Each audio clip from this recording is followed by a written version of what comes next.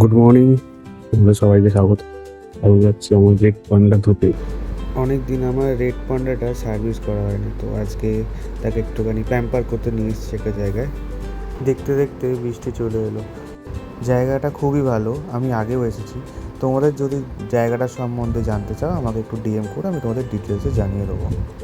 Red panda প্যাম্পারিংয়ের পর এবার পালা আমার নিজেকে একটু প্যাম্পার করা। তো আমরা একটু বেরিয়ে পড়লাম। নিজেকে প্যাম্পার করার উদ্দেশ্যে চলে এলাম একটা সুন্দর সেলুনে।